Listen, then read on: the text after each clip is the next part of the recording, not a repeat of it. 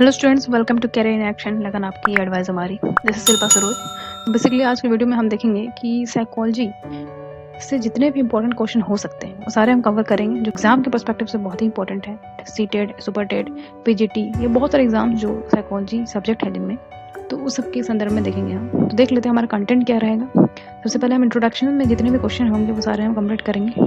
फिर methods in psychology देखेंगे, measurement and testing देखेंगे, है ना। और क्या देखेंगे? Physiological basis of behaviour, development of human behaviour, heredity and environment, okay, cognitive process, sensation, perception, attention, memory and forgetting, learning, motivation and emotion, personality, human abilities, thinking, learning, problem solving, concept formation, social behaviour. उसके बाद हमारा क्या बचता है? Adjustment, stress and coping behaviour और application of psychology. तो ये सारे हमें कंप्लीट करने हैं। तो हम सारे ही वीडियोस में लाते रहेंगे इसको, अलग अलग वीडियोस में, ताकि आपका जो टेस्ट सीरीज़ है वो कंप्लीट होते रहे। मॉक टाइप का, मॉक ही कह लीजिए, जो मॉक है आपका कंप्लीट होते रहे और आपका रिविजन होते रहे, ठीक है। तो हम पहला चैप्टर क्या स्टार्ट करेंगे? जो हमारा पहला चैप्टर होगा वो रहेगा motivation and emotions. Okay, random उठा रहे हैं हम, ऐसा नहीं है कि स्टार्टिंग से ही करेंगे। मोटिवेशन इमोशंस से देखेंगे, तो ये हम कंप्लीट करेंगे। तो इसको 2 वीडियो में लग के आएंगे हम, पार्ट 1 पार्ट 2 में, क्योंकि ऐसे बहुत लेंथी हो जाएगा। टोटल 157 क्वेश्चन होंगे। ओके, तो ऐसे स्टार्ट करेंगे। तो स्टूडेंट, जैसे कि आपको पता है कि हम सारे ही यूनिट्स कंप्लीट करेंगे। तो ये जो यूनिट है वो है मोटिवेशन एंड इमोशन। ऐसा नहीं है कि हम स्टार्टिंग से देखेंगे, उनका रैंडम कोई भी चैप्टर से उठाते हैं, वहाँ से हम जितने भी क्वेश्चन इंपॉर्टेंट होंगे। तो चलिए फिर बढ़ते हैं, बिना देरी करते हुए बढ़ते हैं क्वेश्चन नंबर 1 की तरफ। क्वेश्चन नंबर 1 की तरफ बढ़ेंगे। So, who among the following propose a theory of motivation based on the concept of need? Okay, तो आपको समझ में आया? देखिए, ऐसा कौन सा थ्योरी है? अच्छा, इसमें से क्वेश्चन ये कह रहा है कि इसमें जो ऑप्शन दिए हुए हैं, पहले देख लेते हैं ऑप्शन क्या है। ए ऑप्शन मैस्लो है, हुल है, मूरे है, फ्राइड है। ओके, तो यहाँ पे ये कह रहा है कि किसने, इन चारों में से किसने जो है थ्योरी ऑफ मोटिवेशन है उसको दिया है, जो कि किस कॉन्सेप्ट बेस है? नीड के, यानी ज़रूरत के कॉन्सेप्ट पर बेस है। तो अब हम देखेंगे कि इसका राइट आंसर क्या हो जाएगा। ओके, तो इसका राइट आंसर हो जाएगा मूरे। ओके, मूरे जो है, इन्होंने ये कॉन्सेप्ट दिया था थ्योरी ऑफ मोटिवेशन का। ओके, अब बढ़ते हैं क्वेश्चन नंबर 2 की तरफ। चलिए, क्वेश्चन नंबर 2 क्या कहता है? Theory of motivation is also known as drive reduction theory of reinforcement. किसका थ्योरी है?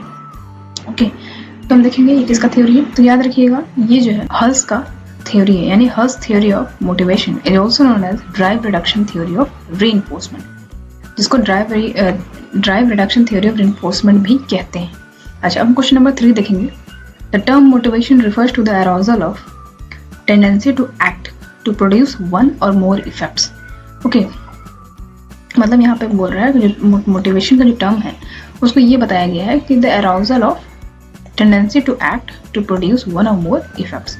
The above definition is given by. तो याद रखिएगा, ये सारे जो ऐसे करके स्टेटमेंट दिए रहते हैं, इससे क्वेश्चन काफ़ी आते हैं।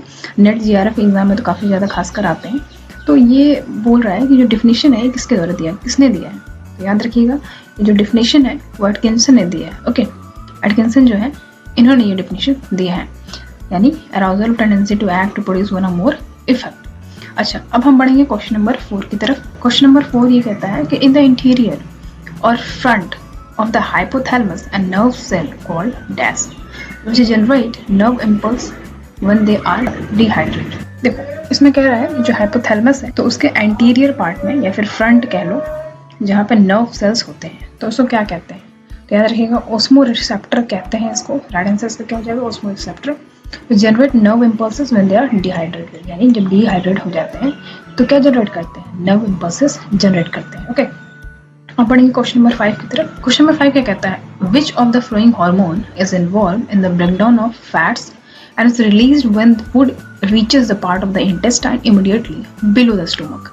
ओके, कह रहा है कि कौन सा हार्मोन जो है इन्वॉल्व होता है मतलब फैट्स को ब्रेक डाउन करने में, और ये तब रिलीज होता है जब फूड जो है वो तुरंत इंटेस्टाइन के पास जब पहुंचता है, इंटेस्टाइन के जो पार्ट है वहां तक जब पहुंचता है फूड इमीडिएटली, जो कि स्टोमक के नीचे है।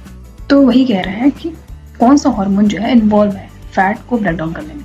तो उसका राइट आंसर क्या हो जाएगा? आपका राइट आंसर हो जाएगा कॉलीसाइटोकाइनाइन। ओके, याद रखिएगा, कॉलीसाइटोकाइनाइन, ये इसका राइट आंसर हो जाएगा। अब बढ़ते हैं क्वेश्चन नंबर 6 की तरफ। विच of the following changes is produced by water deficit in the blood and fluids surrounding the body cells. रहा है ऐसा कौन सा चेंजेस है जो प्रोड्यूस होता है, कब प्रोड्यूस होता है, by water deficit in the blood, यानी ब्लड में जब वाटर डेफिसिट हो जाए, मतलब बॉडी सेल्स जो है उसके सराउंडिंग जो है फ्लूइड्स हो, तो ऐसा कौन सा चेंजेस प्रोड्यूस होता है जब वाटर डेफिसिट हो जाए ब्लड में। तो याद रखिएगा इसका आंसर क्या हो जाएगा, बोथ ए एंड बी। तो ए एंड बी क्या है, डिक्रीज देयर वॉल्यूम, मतलब इनका वॉल्यूम जो है वो डिक्रीज कर देता है, और increase the concentration of certain chemicals, यानी जो केमिकल्स हैं सर्टेन उनको बढ़ा देता है। तो ये होता है जब वाटर डेफिसिट हो जाए ब्लड में। ओके क्वेश्चन नंबर 7 क्या कहता है कि the ओस्मोरिसेप्टर, the osmoreceptor are located in the hypothalamus just above the, कह रहा है कि जो ओस्मोरिसेप्टर्स हैं वो हाइपोथैलेमस में तो लोकेटेड है, लेकिन हाइपोथैलेमस जो है कहाँ पे, किसके अबव है, यानी just above the, which option. तो आपका राइट आंसर हो जाएगा पिट्यूटरी ग्लैंड।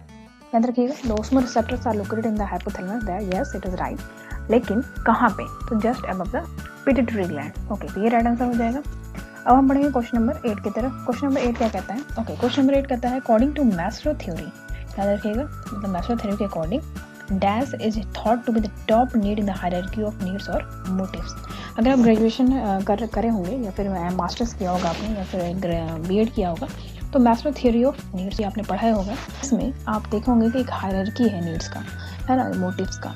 तो वो जो हायरार्की है उसमें टॉप में क्या है, बॉटम में क्या है, तो ये चीज़ आपको पता होनी चाहिए। तो इसका राइट आंसर क्या हो जाएगा, याद रखिएगा सेल्फ एक्चुअलाइजेशन। तो क्या कह रहा है यहाँ पे कह रहा है टॉप नीड्स क्या है, मतलब जब आप नीचे से ऊपर चलते जाएंगे तो सबसे लास्ट में आप सेल्फ एक्चुअलाइज होंगे। तो ये इसका राइट आंसर हो जाएगा। ओके अब बढ़ते हैं क्वेश्चन नंबर 9 की तरफ। क्वेश्चन नंबर 9 क्या कहता है, dash are powerful tools for the explanation of behaviour and they allow us to make prediction about future behaviour. Okay तो कह रहा है कि ऐसा क्या चीज़ है, ऐसा कौन सा पावरफुल टूल है जो कि बिहेवियर को एक्सप्लेन करता है और वो अलाउ करता है to make prediction about future behaviour, यानी फ्यूचर बिहेवियर को प्रिडिक्ट करने की ये क्षमता रखता है। तो ऐसा राइट आंसर क्या हो जाएगा इसका, तो याद रखिएगा मोटिव्स। मोटिव्स जो है वो पावरफुल टूल है। ओके मोटिव जो है पावरफुल टूल है for the explanation of behaviour and they allow us to make prediction about future behaviour. Okay अब हम बढ़ेंगे क्वेश्चन नंबर 10 की तरफ। क्वेश्चन नंबर 10 क्या कहता है, क्वेश्चन नंबर 10 कहता है कि which of the following theories is a hedonistic theory. याद रखिएगा हेडोनिस्टिक थ्योरी कह रहा है ऐसा कौन सा थ्योरी है जो हेडोनिस्टिक थ्योरी है, that says that we are motivated to seek goal which give us good emotional feelings and avoid goals resulting in displeasure. Okay तो ये पूछ रहा है, तो ये थ्योरी ये कहती है कि हम लोग कोई भी गोल करने के लिए मोटिवेट रहते हैं तो हमें गुड इमोशनल फीलिंग मिलती है उससे, लेकिन अगर जब डिसप्लेजर हो या हमें महसूस हो तो हम वो गोल्स को अवॉइड करते हैं, उसका जो भी रिजल्ट होगा उसको हम अवॉइड करते हैं। ये कौन सा थ्योरी कहती है, तो याद रखिएगा द अपोनेंट प्रोसेस थ्योरी है। याद रखिएगा ये कौन सा थ्योरी है, अपोनेंट प्रोसेस थ्योरी। अब हम बढ़ेंगे क्वेश्चन नंबर 11 की तरफ। क्वेश्चन नंबर 11 क्या कहता है, क्वेश्चन नंबर 11 कहता है कि which of the following motives can be around by departure from the balance और homeostatic level of body process. याद रखिएगा ये बहुत ही इंपॉर्टेंट फैक्ट है, उसको याद रखिए। होम्योस्टैटिक के काफी क्वेश्चन आते हैं। बाय सर्टेन हार्मोन्स और बाय सेंसरी स्टिमुलाई। कह रहा है कि ऐसा कौन सा मोटिव है जो कि अराउज होता है, तो मतलब होम्योस्टैटिक अगर बिगड़ जाता है तो जो उसका बैलेंस है वो बिगड़ जाता है, तो उससे ये अराउज होता है, जो लेवल ऑफ बॉडली प्रोसेस है उससे, कुछ हार्मोन्स की वजह से और बाय सेंसरी स्टिमुलाई। तो ऐसा कौन सा मोटिव है, याद रखिएगा क्वेश्चन 11 का राइट आंसर क्या हो जाएगा, बायोलॉजिकल मोटिव्स। तो बायोलॉजिकल मोटिव्स के द्वारा ऐसा होता है। ओके अब हम बढ़ेंगे क्वेश्चन नंबर 12 की तरफ। तो क्वेश्चन नंबर 11 का राइट आंसर क्या हो जाएगा, biological motives. Okay biological motives का राइट आंसर हो जाएगा। चलिए बढ़ते हैं क्वेश्चन नंबर 12 की तरफ। क्वेश्चन नंबर 12 ये कहता है, among the following propose that emotional states are a function of the interaction of cognitive factor and a state of physiological arousal. तो राइट आंसर क्या हो जाएगा इसका, कह रहा है कि इसमें कौन सा ऐसा, इस चारों में से ऐसा कौन सा राइट आंसर है जो जिन्होंने ये प्रपोज किया है कि इमोशनल स्टेट्स जो है वो किसका फंक्शन है, function of the interaction of cognitive factor की वजह से इमोशनल स्टेट्स उत्पन्न होते हैं, state of physical arousal. Okay तो जिन्होंने कहा तो याद रखिएगा सैक्टर राइट आंसर है। ओके सैक्टर जो है इन्होंने कहा था राइट आंसर ये है। ओके सो राइट आंसर क्या हो गया, सैक्टर। अब चलिए बढ़ते हैं आगे क्वेश्चन नंबर 13 की तरफ। क्वेश्चन नंबर 13 क्या कहता है, which of the following emotion is term as a negative emotion. कौन से इमोशन को ये नेगेटिव इमोशन टर्म दिया गया है, तो याद रखिएगा इसका राइट आंसर क्या हो जाएगा, फियर। ओके क्वेश्चन कई बार आया है, इंपॉर्टेंट है ये, तो राइट आंसर हो जाएगा फियर। ओके ओके, अब बढ़े क्वेश्चन नंबर 14 की तरफ। क्वेश्चन नंबर 14 क्या कहता है कि which of the following theory of motivation, कौन सा थ्योरी जो मोटिवेशन का थ्योरी है might be describe as push theory of motivation. Push theory of motivation कहा जाता है कौन सा थ्योरी को? तो याद रखिएगा drive theory. Okay, drive theory को पुश थ्योरी ऑफ मोटिवेशन कहा जाता है। काफ़ी आसान क्वेश्चन हैं ये सारे, तो बस एक बार आपको देखना ज़रूरी है। ओके, 15 नंबर क्वेश्चन ये कहता है कि several pencil and paper test called questionnaire और inventories have been developed to measure the strength of. Okay, तो कुछ पेंसिल और पेपर टेस्ट जो होते हैं जिनको क्वेश्चनायर कहा जाता है या फिर इन्वेंटरीज कहा जाता है, तो उनको डेवलप किया जाता है कि मेजर किया जा सके। तो किसका स्ट्रेंथ मेजर किया जा सके ये क्वेश्चन में पूछ रहा है। तो याद रखिएगा social motives. Okay, social motive के स्ट्रेंथ को मेजर किया जा सके, ये नहीं कि बायोलॉजिकल मोटिव, साइकोलॉजिकल मोटिव, ये सब आंसर नहीं होगा। ओके, अब बढ़ते हैं क्वेश्चन नंबर 16 की तरफ। क्वेश्चन नंबर 16 क्या कहता है? Need for dash was one of the first social motives to be studied in detail and research into the motive continues. इसका राइट आंसर क्या हो जाएगा? 16 का achievement. Okay, need for achievement, यहाँ पे क्या हुआ? Need for achievement was one of the first social motive to be studied in detail. तो पहला ऐसा सोशल मोटिव्स कौन सा मतलब स्टडी किया गया? तो need for achievement. Okay, question number 17 कहता है कि a classic approach to the reduction of anger and aggression is called. एक क्लासिक अप्रोच है एंगर के रिडक्शन के लिए एंड एग्रेशन के लिए, तो उसको क्या कहते हैं? याद रखिएगा क्वेश्चन नंबर 17 का राइट आंसर है ओके कैथारसिस, इसका राइट आंसर है। तो एक ऐसा क्लासिकल अप्रोच जो कि एंगर को रिडक्शन के बारे में बात करता है, एग्रेशन के बारे में बात करता है, उसको हम क्या कहते हैं? कैथारसिस। ओके, अब हम बढ़ेंगे क्वेश्चन नंबर 18 की तरफ। क्वेश्चन नंबर 18 ये कह रहा है कि in the study biological aspect of motivation researchers frequently use the procedure of dash for the study of motivation. जब हम कोई स्टडी करते हैं तो जो बायोलॉजिकल एस्पेक्ट होता है मोटिवेशन का, तो रिसर्चर्स ने फ्रिक्वेंटली क्या किया? एक प्रोसीजर यूज किया। तो कौन सा प्रोसीजर यूज किया? For the study of motivation. Motivation की स्टडी के लिए कोई प्रोसीजर यूज किया है। इस चारों में से क्या राइट आंसर होगा? किस प्रोसीजर के बारे में बात हो रहा है? तो याद रखिएगा 18 का राइट आंसर क्या हो गया? Procedure of deprivation, procedure of stimulation, procedure of incentives, यानी कि ऑल ऑफ द अबव सारे ही राइट आंसर हो जाएंगे। ओके, तो याद रखिएगा क्वेश्चन नंबर 18 का क्या है? डी ऑप्शन राइट है। अब हम बढ़ेंगे क्वेश्चन नंबर 19 की तरफ। क्वेश्चन नंबर 19 क्या कहता है? Dash used the term instinct to denote as an inherited disposition that has 3 component, that is energizing, action and goal direction. तो राइट आंसर क्या हो जाएगा 19 का? 19 का राइट आंसर हो जाएगा मैकडॉगल। ओके, मैकडॉगल जो है इन्होंने ये टर्म यूज किया था, instinct to denote as a inherited disposition जिसका 3 कंपोनेंट है, एनर्जाइजिंग, एक्शन और गोल डायरेक्शन। अब हम पढ़ेंगे क्वेश्चन नंबर 20 की तरफ। क्वेश्चन नंबर 20 क्या कहता है? A drive is a state of tension और अराउजल प्रोड्यूस्ड बाय एन।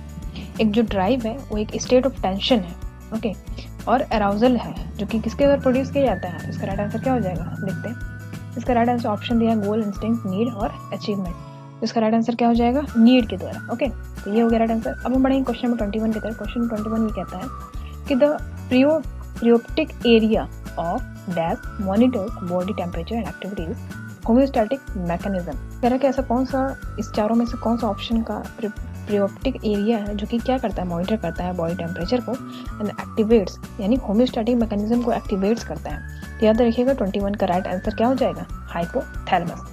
बहुत ही इंपॉर्टेंट है ये, इससे काफ़ी क्वेश्चन आते हैं। तो हाइपोथैलेमस जो है वो एरिया है जो कि क्या मॉनिटर करता है? बॉडी टेम्परेचर को और होम्योस्टैटिक मैकेनिज्म को। अच्छा, अब बढ़ेंगे क्वेश्चन नंबर 22 की तरफ। क्वेश्चन नंबर 22 ये कहता है कि dash a humanistic psychologist propose that human motives are arrange in a hierarchy. एक कौन ह्यूमनिस्टिक साइकोलॉजिस्ट है जिन्होंने ये प्रपोज किया है कि ह्यूमन मोटिव जो है वो एक हायरार्की में अरेंज किए गए? तो ये किनके द्वारा कहा गया है? तो भाई याद रखिएगा अब्राहम मैस्लो, और कोई नहीं है, ये है अब्राहम मैस्लो जी। ओके, ये है एक ह्यूमनिस्टिक साइकोलॉजिस्ट। इन्होंने ये कहा कि ह्यूमन मोटिव जो है वो एक हायरार्की में, जिनको अब्राहम मैस्लो के मैस्लो हायरार्की ऑफ नीड्स आप जानते भी हैं, तो इन्होंने ये किया है। ओके, अब हम क्वेश्चन नंबर चढ़ेंगे 23 के पास। 23 क्या कहता है? Studies have shown the role of dash in emotion located in the centre of the brain. Right answer क्या हो जाएगा 23 का? 23 का लिम्बिक सिस्टम। तो स्टडीज मतलब स्टडीज में ये पता चला है कि जो रोल है, किसका रोल है इमोशंस में। तो याद रखिए इमोशन की जब भी बात आए तो लिम्बिक सिस्टम आना ही है बाद में। तो लिम्बिक सिस्टम बहुत ही इंपॉर्टेंट है इमोशन के पर्सपेक्टिव से। इमोशन में बहुत बड़ा रोल प्ले करता है लिम्बिक सिस्टम। अच्छा, तो कह रहा है कि लिम्बिक सिस्टम जो है जो रोल है इमोशंस में वो कहाँ पे लोकेटेड है? इन the centre of the brain, brain के सेंटर में लोकेटेड है। ओके, क्वेश्चन नंबर 24 क्या कहता है? क्वेश्चन नंबर 24 ये कहता है कि dash can activate and direct behavior in the same way as biological और साइकोलॉजिकल मोटिव्स। ओके, ये कह रहा है कि dash can activate and direct behaviour in the same way as biological psychological motives. कह रहा है कि ऐसा कौन सा ऑप्शन है चारों में से जो कि एक्टिवेट कर देता है और डायरेक्ट बिहेवियर जिस ठीक उसी तरीके से जैसे कि बायोलॉजिकल और साइकोलॉजिकल मोटिव्स होते हैं। तो राइट आंसर क्या हो जाएगा 24 का इमोशंस। तो इमोशंस ये वो चीज़ है जिसके द्वारा क्या किया जाता है, एक्टिवेट किया जाता है, और जो बिहेवियर है उसको डायरेक्ट किया जा सकता है ठीक उसी तरीके से जैसे कि बायोलॉजिकल मोटिव्स और साइकोलॉजिकल मोटिव्स काम करते हैं। ओके, अब हम बढ़ेंगे क्वेश्चन नंबर 25 की तरफ। क्वेश्चन नंबर 25 क्या कहता है? क्वेश्चन 25 कहता है कि dash a famous psychologist at Harvard university के हैं, during the late 1800 believe that the important factor in our felt emotion is the feedback from the bodily changes that occur in response to a frightening or upsetting situation। कहता है कि जो एक famous psychologist है Harvard के, late 18 की बात करें तो उनका ये मानना है कि जो इम्पोर्टेंट फैक्टर है, जो हमारे फेल्ट इमोशन के जो इम्पोर्टेंट फैक्टर हैं, वो किसका फीडबैक है? वो उसी का फीडबैक है जैसे कि हमारे जो बॉडली चेंजेस हैं जो अक्कर होते हैं, कैसे अक्कर होते हैं? रिस्पॉन्स टू अ फ्राइटनिंग और अपसेटिंग सिचुएशन, या कोई भी मतलब डरावना या फिर अपसेट करने वाला सिचुएशन है उसके थ्रू जो हमारा बॉडली चेंजेस होते हैं उसकी वजह से हम इमोशन फेल्ट करते हैं। तो ये किनके द्वारा कहा गया है? तो याद रखिएगा 25 का राइट आंसर क्या हो गया? विलियम जेम्स, और कोई नहीं, विलियम जेम्स ने कहा ये। ओके, तो इंपॉर्टेंट है, याद रखिएगा, क्वेश्चन यहाँ से आते हैं। अब हम बढ़ेंगे क्वेश्चन नंबर 26 की तरफ। 26 क्या कहता है? कहता है कि अकॉर्डिंग टू डैश थ्योरी, कौन सा थ्योरी के द्वारा? Dryness of the mucus lining of mouth and throat elicited. कहता है कि कौन सा थ्योरी के द्वारा जो म्यूकस लाइनिंग हमारे माउथ के जो किनारे किनारे आप देखेंगे कि जो म्यूकस लाइनिंग है वो ड्राई हो जाता है, एंड जो हमारा थ्रोट है वो क्या सूखने लगता है ना, तो हमें प्यास लगती है। तो ये ड्राइव जो हमारा ड्राइव मतलब हमें ये पता चलता है कि हमें प्यास लगी है तो हम पानी पीते हैं। तो ये किस थ्योरी के अकॉर्डिंग कहा गया? तो याद रखिएगा 26 का राइट आंसर क्या हो गया? कैनन। ओके, इंपॉर्टेंट है। कैनन जो है इनके द्वारा ये थ्योरी में कहा गया है कि भाई ड्राइव जो है इनकी बात करते हैं, ड्राइव की बात करते हैं, थर्स्ट की बात करते हैं, तो ये इसका राइट आंसर हो जाएगा। अच्छा, अब हम बात करेंगे क्वेश्चन नंबर 27 की तरफ। क्वेश्चन नंबर 27 ये कहता है कि who among the following has tried to explain motivated behaviour in terms of underlying physiological mechanism of O which does not include the social or personal motives। Okay, इसका right answer क्या हो जाएगा? Morgan. Okay, बढ़ेंगे question number 28 की तरफ। चलिए बढ़ते हैं। क्वेश्चन नंबर 28 ये कहता है कि the need for achievement was first defined largely on the basis of clinical studies done by. Okay, जो नीड ऑफ अचीवमेंट है was first defined largely on the basis of clinical studies. तो उनको first time कैसे define किया गया? Clinical studies के basis पे। तो ये किसके द्वारा किया गया है? याद रखिएगा 28 का राइट आंसर है आपका मूरे। तो नीड फॉर अचीवमेंट किसके द्वारा किया गया है? मूरे के द्वारा। याद रखिएगा, मॉर्गन मत लगा दीजिएगा, मैस्लो मत लगा दीजिएगा, नीड और हायरार्की की बात नहीं हो रही है। तो मूरे याद रखिएगा, नीड फॉर अचीवमेंट की बात जब आएगी तो मूरे होंगे। अच्छा, अब बढ़ेंगे क्वेश्चन नंबर 29 की तरफ। 29 क्या कहता है? Who among the following conducted a study on 11th month old baby name Albert to demonstrate how fear response develop. तो इन्होंने एक 11 मंथ के ओल्ड बेबी के ऊपर क्या किया था? एक स्टडी किया था, तो इसका नाम था अल्बर्ट। तो ये पता लगाने के लिए कि जो फियर है, जो फियर रिस्पॉन्स है वो कैसे डेवलप होते हैं। तो भाई किसने किया था ये? उनका नाम क्या है? 29 का राइट आंसर क्या हो जाएगा? वैटसन, और कोई नहीं, वैटसन ने किया था ये स्टडी। ओके, अब हम बढ़ेंगे क्वेश्चन नंबर 30 की तरफ। क्वेश्चन नंबर 30 ये कहता है कि who among the following was the founder of functional school of psychology. बहुत ही इंपॉर्टेंट है, स्कूल के बारे में काफी क्वेश्चन पूछते हैं। तो यहाँ पूछ रहे हैं फंक्शनल स्कूल ऑफ साइकोलॉजी के फाउंडर कौन है? तो याद रखिएगा इसका राइट आंसर क्या हो जाएगा? 30 का right answer William James. William James जो है वो फंक्शनल स्कूल ऑफ साइकोलॉजी के फाउंडर हैं। अच्छा, अब बढ़ेंगे क्वेश्चन नंबर 31 की तरफ। क्वेश्चन नंबर 31 ये कहता है कि डैश फॉर्मुलेट आउन theory of emotion which is called thalamic और इमरजेंसी थ्योरी ऑफ इमोशन। अच्छा भैया, इन्होंने ये कहा कि जो थ्योरी ऑफ इमोशन है, उन्होंने अपना ही थ्योरी ऑफ इमोशन को एक नाम से बताया। क्या नाम है? थैलेमिक और इमरजेंसी थ्योरी ऑफ इमोशन। अच्छा, 31 का राइट आंसर क्या हो जाएगा? कैनन। तो कैनन है जिन्होंने ये थैलेमिक और इमरजेंसी थ्योरी ऑफ इमोशन के बारे में कहा, जिसका ये भी नाम है, किसका? थ्योरी ऑफ इमोशन का। अच्छा, अब हम बढ़ेंगे क्वेश्चन नंबर 32 की तरफ। क्वेश्चन 32 ये कहता है the strongest advocate of instinct theory was the psychologist dash who maintain that all of our thoughts and behaviour were the result of instinct. जो भी हमारे थॉट्स और बिहेवियर हैं और किसी नहीं बस बल्कि इंस्टिंक्ट के रिजल्ट की वजह से होते हैं। तो ये किन्होंने भैया ये कहा है? तो इंस्टिंक्ट थ्योरी किसके द्वारा दिया गया है? कुल मिला के बात ये। तो 32 का राइट आंसर क्या हो जाएगा? मैकडॉगल के द्वारा ये कहा गया है। ओके, अब हम बढ़ेंगे क्वेश्चन नंबर 33 की तरफ। विच of the flowing instinct powerful motivational forces. तो ऐसा कौन सा इंस्टिंक्ट है इस चारों में से जो कि एक पावरफुल मोटिवेशनल फोर्स है? ओके, 33 का राइट आंसर क्या हो जाएगा? बोथ ए एंड बी, यानी लाइफ इंस्टिंक्ट, डेथ इंस्टिंक्ट दोनों ही पावरफुल मोटिवेशनल फोर्स हैं, याद रखिएगा। चलिए अब बढ़ते हैं क्वेश्चन नंबर 34 की तरफ। A dash is an arouse state resulting from some bodily और टिश्यू नीड। कह रहा है कि इस चारों में से ऐसा कौन सा ऑप्शन है जो अराउज होता है? अराउज स्टेट है जो कि कहाँ से रिजल्ट होता है? जब हमारे बॉडी में या कोई टिश्यू में किसी चीज की जरूरत हो तब। तो याद रखिएगा 34 का राइट आंसर क्या होगा? ड्राइव। ऑब्वियस सी बात है, जब कोई ड्राइव होगा तभी तो हमारे बॉडी चेंजेस होंगे, मतलब एक अराउजल स्टेट उत्पन्न होता है। अच्छा, अब हम बढ़ेंगे 35 के तरफ। 35 क्वेश्चन कह रहा है which of the following endocrine gland releases sugar stored in the liver to maintain the proper balance of sugar in the blood।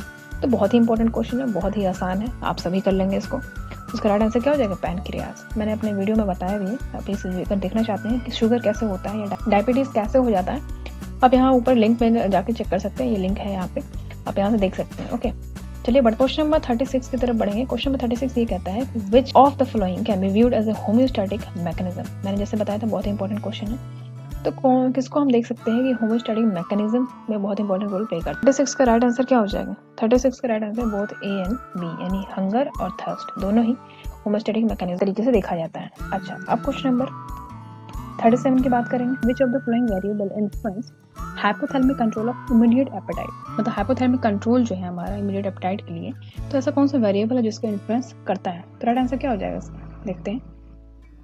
तो इसका जो राइट आंसर है वो हो जाएगा आपका, देखिए यहाँ पे क्या क्या इन्फ्लुएंस करता है? Blood sugar level, stomach fullness, body temperature. Yes, तो ऑल ऑफ द अबव, यानी सारे ही राइट आंसर हो जाएंगे।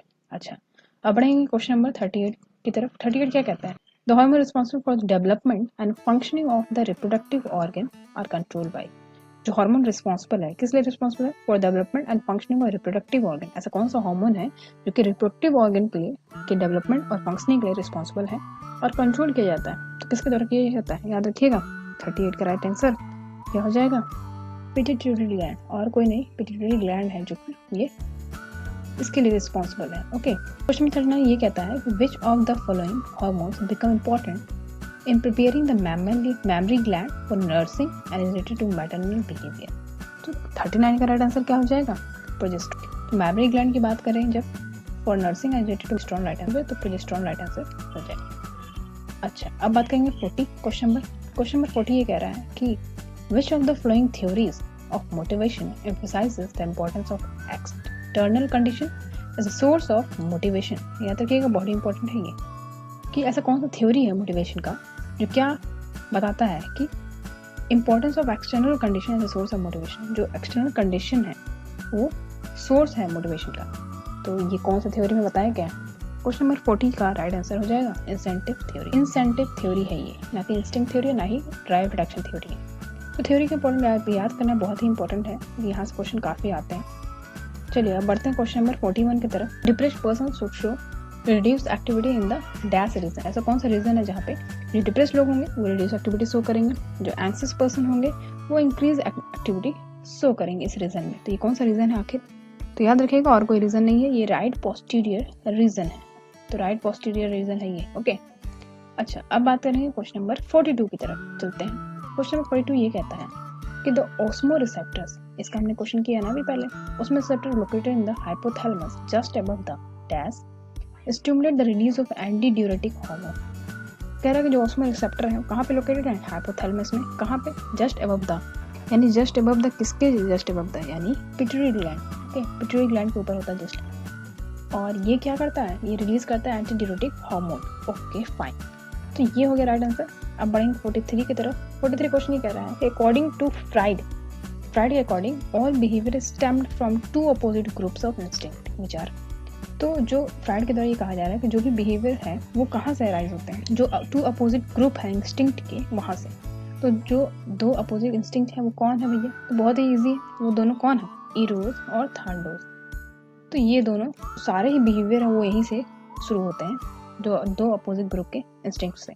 तो इरोज एंड थांडोज इसका राइट आंसर हो जाएगा। चलिए बढ़ते हैं क्वेश्चन नंबर 44 की तरफ। 44 ये कहता है कि the anxiety one suffer at the time of going for an examination is called. एक एंग्जाइटी जो इंसान सफ़र करता है जब एग्जामिनेशन में जाता बैठता है, तो जो एंग्जाइटी सफ़र करता है वो, उसको हम क्या कहते हैं? तो याद रखिएगा text anxiety, state anxiety, trade anxiety, anxiety neurosis. तो याद रखिएगा उसका राइट आंसर क्या हो जाएगा, text anxiety. Okay, text anxiety इसका राइट आंसर हो जाएगा। क्वेश्चन में ये है कि स्ट्रेसर क्या है। तो याद रखिएगा, देख लीजिए आप देखिए, मैंने ऑप्शन इसलिए नहीं पढ़ा क्योंकि बहुत ही बड़ा हो जाएगा वीडियो, तो मैंने डायरेक्ट आंसर बताया, आप चेक कर सकते हो। दिखा physical, environmental, social cause of stress, state, stress रिलीजर, method for coping with stress, या फिर कोई भी नहीं। इसका राइट आंसर क्या हो जाएगा 45 का। तो याद रखिएगा physical, environmental and social cause of stress state, इसी को बोलते हैं स्ट्रेस है। ओके, क्वेश्चन नंबर 46 की तरफ बढ़ेंगे। क्वेश्चन नंबर 46 ये कहता है कि कॉर्टिकोट्रोपिन रिलीजिंग फैक्टर यानी CRF क्या है। तो याद रखिएगा 46 का राइट आंसर क्या होगा, कॉर्टिकोट्रोपिन रिलीज फैक्टर देखेंगे तो is made by certain cells in the brain no structure known as hypothalamus. Okay, flow from hypothalamus to pituitary gland, ठीक है। The rate of secretion of ACTH is part control by it. Okay, यानी कि सारे ही इसका right answer हो जाएंगे। Okay, चलिए बढ़ते हैं क्वेश्चन नंबर 47 की तरफ। 47 ये कहता है कि अकॉर्डिंग टू टॉमकिंस के अकॉर्डिंग क्या इसमें से राइट होगा। तो 47 का राइट आंसर क्या हो जाएगा, सारे ही राइट आंसर है। टॉमकिंस के द्वारा ये कहा गया कि emotion provide the energy for motives. हाँ ठीक है, बिल्कुल। Motive simply give information about some needs और कंडीशन ऑफ द बॉडी, बिल्कुल सही। Drives tell us what is needed and accompanying these drives are emotion और affects. Emotion amplify the drives to give the strong motivational power, ठीक है। तो यानी कि सारे ही सही राइट आंसर है इसके। अब हम बढ़ेंगे क्वेश्चन नंबर 48 की तरफ। 48 कहता है according to Leeper. Okay, according to Leeper, अच्छा इनके अकॉर्डिंग क्या सही है। तो 48 का हम राइट आंसर क्या देखेंगे, सारे ही सही है। तो ये स्टेटमेंट जो है ये आप एक बार पढ़ लो तो बहुत इंपॉर्टेंट रहेगा, दिमाग में रहेगा आपके कि अच्छा इन्होंने ये कहा था, तो ये सही है। Almost all our sustain and goal directed behaviour is emotionally tone, बिल्कुल। The emotional tone provide the motivation for long sequence of behaviour, yes. The most fundamental type of research on emotion which needs to be conducted is research on their role as motives, बिल्कुल सही। यानी चारों ही सही है, यानी तीनों ही सही है राइट आंसर। तो all of the above right answer होगा। अब हम 49 देखेंगे। Which one of the following pair is not correctly match, सही नहीं है। तो देखते हैं 49 का राइट आंसर क्या हो जाएगा। तो body language, non verbal cues involve, यहाँ बोल रहा है कि जो सही नहीं है आपको ये बताना है जो उसमें गलत है। ओके, तो body language, non verbal cues involving body posture और मूवमेंट ऑफ बॉडी पार्ट्स, ठीक है। बॉडी लैंग्वेज मतलब non verbal cues. Okay, gesture की बात करें तो movement of various body part that convey specific meaning in given culture, बिल्कुल सही। अफेक्ट की बात करें द स्ट्रॉन्गेस्ट इमोशनल अटैचमेंट, तो ये तो राइट आंसर नहीं हुआ ना, ये नहीं हुआ राइट आंसर। तो यानी कि सी जो है आपका हो जाएगा राइट आंसर, यानी ये गलत है। ओके, अब हम बढ़ते हैं आगे। अब बढ़ेंगे क्वेश्चन नंबर 50 की तरफ, जो कि लास्ट क्वेश्चन है। 50 में ये कह रहा है कि इन सेल्फ हैंडीकैपिंग, ओके, के बारे में क्या डिफाइन करता है। तो पहला है individuals provide themselves in advance with good excuses for poor performance. Self handicap मतलब जो खुद ही हैंडीकैप है। Okay, individuals provide good reason for good performance, गलत, ये तो होगा ही नहीं। Individual provide poor excuses for poor performance, गलत। Individual provide no protection against reduction in intrinsic motivation resulting from poor performance, गलत है। राइट आंसर क्या हो जाएगा, individual provide themselves in advance with good excuses for poor performance, मतलब poor performance के लिए भी गुड एक्सक्यूज देते हैं, इसको बोलते हैं सेल्फ हैंडीकैपिंग। ओके, तो ये हो गए 50 मोस्ट इंपॉर्टेंट क्वेश्चन जो कि बहुत ही इंपॉर्टेंट है हर एग्जाम्स के लिए, जो कि साइकोलॉजी के बेसिस पे है। ओके, तो ये सारे हो गए। तो नेक्स्ट वीडियो में हम 51 से स्टार्ट करेंगे और लास्ट तक कंप्लीट करेंगे, वरना ये वीडियो काफ़ी ज़्यादा लेंदी हो जाएगा और बड़ा हो जाएगा। ओके, अगर आप 50 तक वो चाहते हैं कि इसका आपको आंसर की मिल जाए तो नीचे हमारा आपको आंसर की अपलोड कर देंगे, इसके नीचे आप देख सकते हो। अगर आपको वीडियो अच्छा लगा हो, कुछ क्वेरी हो तो आप कमेंट बॉक्स में ज़रूर कमेंट करें। ओके, चलिए फिर मिलते हैं अगले वीडियो में, तब तक के लिए अपना ध्यान रखिए। Thank you so much for watching.